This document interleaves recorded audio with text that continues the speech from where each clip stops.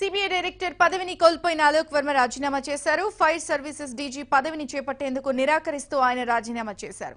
సహజ న్యాయ సూత్రాలను తూట్లు పొడిచారని ఆయన పరోక్షంగా ప్రభుత్వంపై విమర్శలు చేశారు. ఫైర్ సర్వీసెస్ డీజీ ఉద్యోగాన్ని చేపట్టబోనని ఆయన తెగేసి చెప్పారు.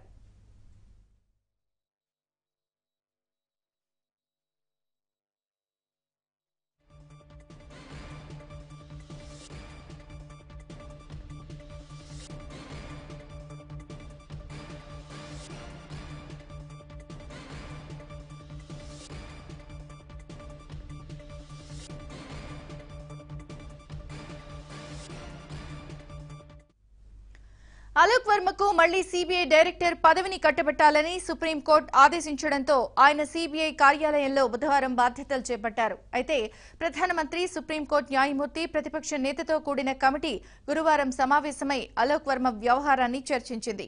ప్రతిపక్ష నేత మల్లికార్జున్ ఖర్గే అభ్యంతరాన్ని సైతం లెక్క చేయకుండా అలోక్ వర్మను ట్రాన్స్ఫర్ చేయాలని కమిటీ తీర్మానించింది. వెంటనే ఆయన్ను ఫైర్ సర్వీసెస్ కు బదిలీ చేశారు.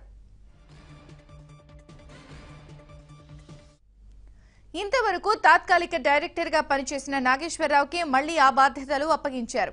వచ్చిందే తడువుగా అలోక్ వర్మ తీసుకున్న నిర్ణయాలన్నింటినీ ఆయన రద్దు చేశారు. దాంతో అలోక్ వర్మ మనస్తాపానికి గురయ్యారు. ఫైర్ సర్వీసెస్ పదవిని చేపట్టకుండానే రాజీనామా చేశారు.